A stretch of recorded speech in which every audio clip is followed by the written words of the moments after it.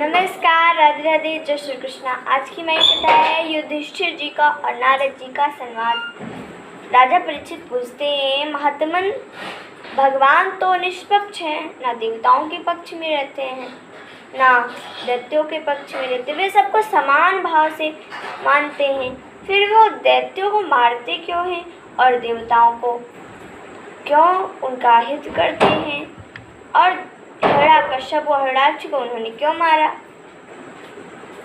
ये तो यही बात हुई ना कि भगवान तो देवताओं के पक्ष में रहते हैं, क्यों दैत्यों के नहीं पक्ष में रहते? तो आप इसको हमें बताइए। तो सुदेव जी कहते हैं, परीक्षित, तुमने बहुत ही ठीक प्रश्न किया।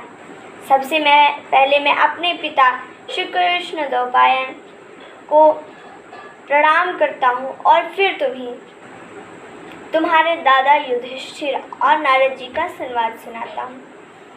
तो देखिए, भगवान, आप पूछ रहे हैं कि भगवान जो है वो देवताओं के पक्ष में रहते हैं और दैत्यों के पक्ष में काहे नहीं जाते हैं, दैत्यों को क्यों मारते हैं, वो तो सबको समान भाव से देखने वाले हैं। तो इसका उत्तर है कि जब भगवान रजोगुण रूप धारण करते हैं तो वो रजोगुणी व्यक्तियों के साथ रहते हैं, और जब सत्वगुणी रूप धारण करते हैं तो वे सत्वगुणी लोगों के साथ रहते हैं, और जब वो तमोगुणी रूप धारण करते हैं तो तमोगुणी में जैसे वे तमोगुणी में तमोगुणी लोगों के साथ रहते हैं।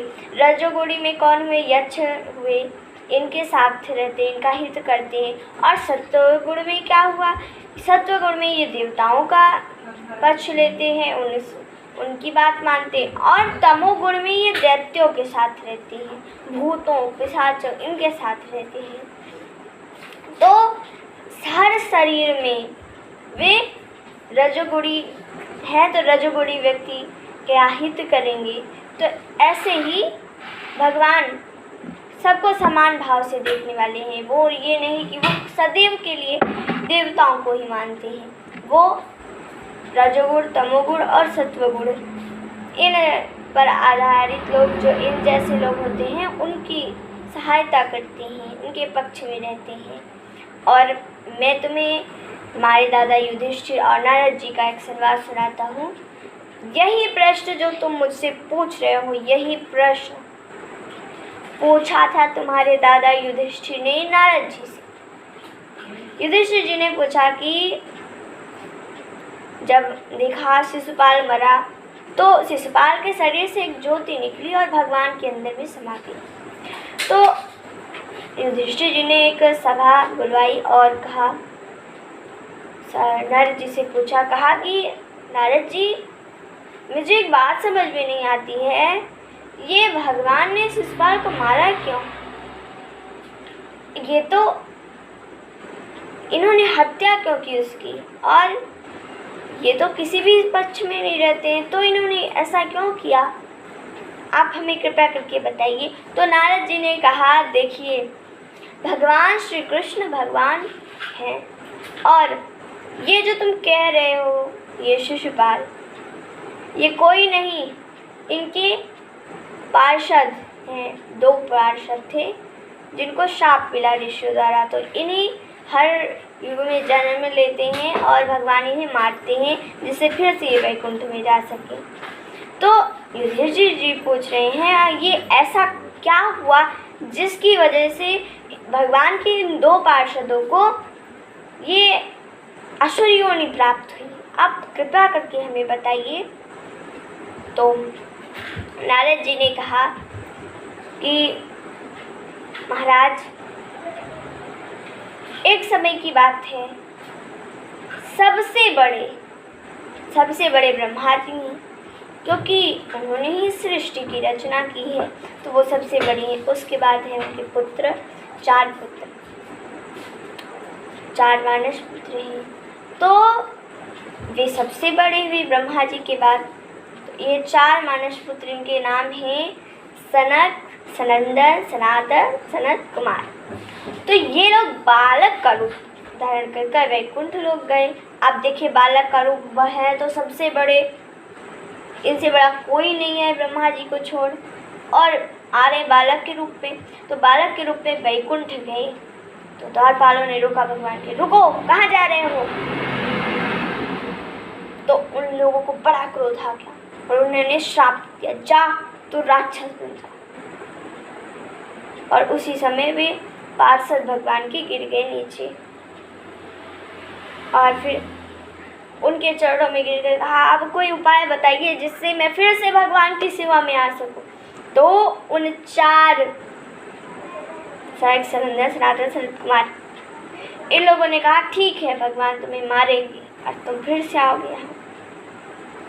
तो वही यहाँ आकर मुनि विश्वासी के घर जन्म लेकर रावण और कुंभकर्ण बने। वही बने थे शिशुपाल और वही बने थे हिरण्याक्ष और हिरण्यकश्यप। जिसे हिरण्याक्ष को भगवान वाराह ने मारा, हिरण्यकश्यप को भगवान नरसिंह ने मारा। तो युधिष्ठिर जी पूछते हैं कि हिरण्याक्ष और हिरण्यकश्यप के बारे में आप हमें बताइए। तो कहते हैं कि भगवान वाराह ने हिरण्याक्ष को मार दिया था। तो हिरण्यकश्यप बड़ा क्रोधित हो गया।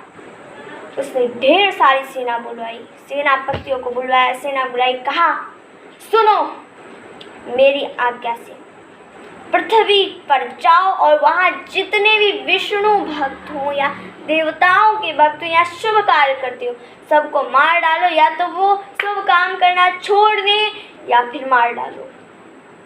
भगवान विष्णु, अरे भगवान विष्णु तो हमारे पूज्य हैं, पर उनकी भी मति भ्रमित हो गई है। वो देवताओं के पक्ष में रहते हैं। वो कभी मेरे पास हम दैत्यों के पक्ष में रहे हैं। पहले भगवान विष्णु कितने अच्छे थे, पर अब देखो देवता, इसलिए अब उनकी भी पूजा नहीं होगी, बंद। जाओ और जो विष्णु भक्ति और देवताओं का या शुभ करने वाला हो सबको मार डालो, या तो वे शुभ कार्य करना छोड़े या फिर मरे। अब इस प्रकार आज्ञा दी हिरण्यकश्यप ने। तो सारे सेनापति और सेना चल दी और पृथ्वी पर आए।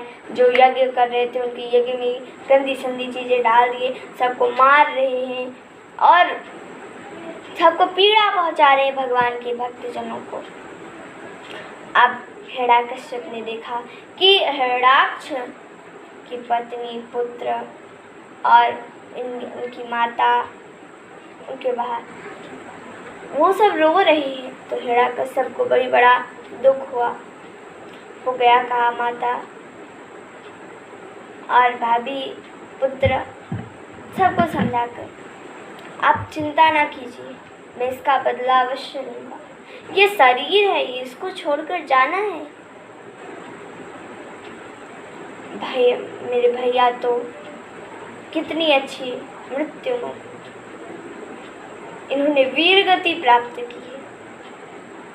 आप चिंता न कीजिए, मैं उस विष्णु से अवश्य ही लूँगा बदला। और आप सब चुप हो जाइए, धैर्य रखिए। मैं आपको एक कथा सुनाता हूँ। एक बार की बात, एक राजा था, उसका नाम था सुयज्ञ। तो वो एक दिन युद्ध में मारा गया और उसके शत्रु की विजय हो गई। उसके पत्नी, पुत्र, भाई, बंधु, माता, पिता सब रो रहे हैं उसके लिए। और उसकी रानियां तो कह रही हैं, हाय प्राण प्रिय, आप मुझको छोड़कर कहाँ चले गए? हम आपके बिना कैसे रहेंगे? हम तो अभागिन, हम तो अब विधवा हो गए आपके बिना। और भगवान कितना कष्ट देता है हमें, भगवान को इतनी भी दया नहीं आई। तुम बीमार हो गए होती, तुम्हें कई चोटें लग गई होती, तब भी सह लेती, पर भगवान ने ये क्या कर दिया?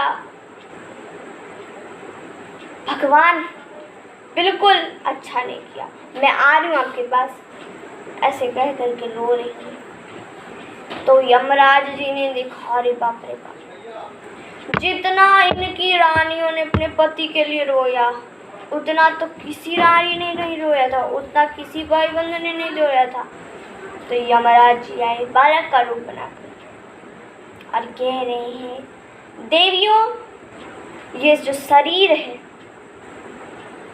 ये शरीर जो है ये मिट्टी का समझिए, जिसको मिट्टी में मिला दो और फिर मिट्टी से कुछ इसका बना लो, बिगाड़ लो, बनता है बिगड़ता है, बनता है बिगड़ता है। ये शरीर हरदम रुकने वाला नहीं है। और देवियों, ये जो तुम्हारा पति है ये अनेकों रूप धारण कर लिया है, इसके अनेकों जन्म हुएंगे, इसके अनेकों भाई बंधु, पति पत्नी या बच्चे, भाई माता हुई होंगी, पर इस प्रकार वो भी विलाप की होंगी, पर उनके विलाप करने से थोड़ी ना लौट आए। आप शांत हो जाइए, अरे मूढ़ ना बनिए, इस तरह समझा रहे हैं। तो उन कह रहे हैं कि एक बहेलिया था, वो जहाँ भी जाल डालता वहाँ चिड़िया अवश्य फंसती थी। एक बार वो जंगल में जा रहा था तो उसने 2 चिड़ियों को देखा। चिड़ियों का जोड़ा था, एक नर था एक मादा था।